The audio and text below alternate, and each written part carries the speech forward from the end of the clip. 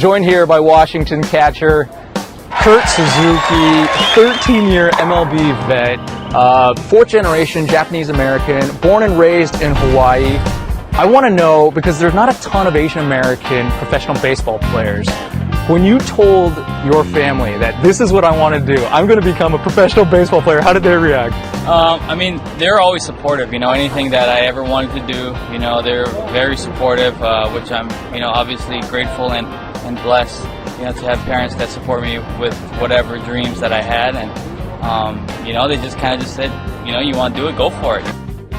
I want to clarify, when we talk about Asian American athletes versus Asian athletes, we mean that U.S. born athletes but with an Asian heritage, as opposed to, say, Ichiro Suzuki, right, Masahiro Tanaka, the Asian players who were born overseas and came over here. Why do you think there are so few Asian American professional athletes or baseball players?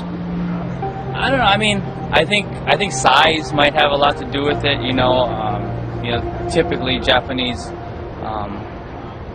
people aren't the biggest. Obviously there's a few Asian players that have come over to the States and have done really well. Obviously Ichiro, Hideki Matsui, Masahiro Tanaka, those type of players. But you don't see it very often, especially Asian American. You definitely don't see that very often.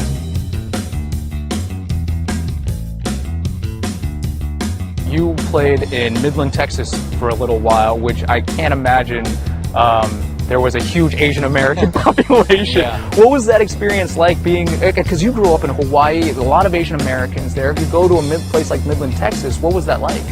Well, it was definitely a different culture shock, not many, like you said, Asian Americans there. It was just part of the gig, you go to these different stops and you experience new things, and I think it prepares you to become, more diversified, where you can learn about new cultures and places that you can say you've been to and things like that.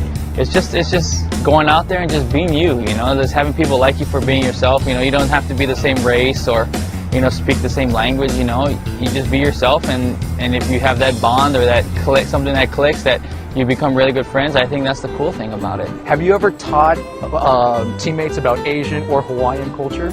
Yeah, obviously Hawaii is a pretty popular vacation destination, and everybody talks to me or asks me questions about Hawaii and what's the best island, and the food here and the food there and the luau's and all that kind of thing. When they ask me questions, then I can ask them questions, on how they celebrate New Year's or the holidays or things like that. So there's definitely goes both ways, where I learn about their culture and they learn about mine.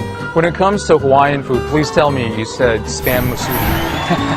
Yes, that is definitely one of the favorites. I think if you grew up in Hawaii, it's pretty much a guarantee that you love spam musubi. I think it's something that you have grown up on, and a lot of guys don't like it, which I don't understand why. I think it's very flavorful. Explain what spam musubi is.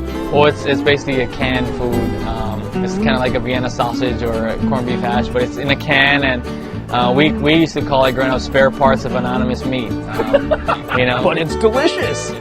Whoever said it's not good, I don't understand. Maybe because of the thought of spam, but still, it's amazing. So much of who we are is a product of our families, right? You're a fourth generation Japanese American.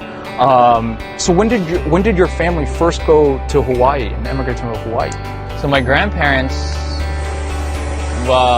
my dad's side of my grandparents were born and raised in Maui. They were basically raised in Japan, born in Hawaii, raised in Japan, and then came back to Maui. So they didn't speak, a whole lot of English, where even if it was English, it was very broken English and things like that. So, we very much had that Japanese culture growing up. Is there something distinctly Asian that you did growing up that you still do now? So for example, something so simple, but like when anybody comes to my house, you got to take off your shoes.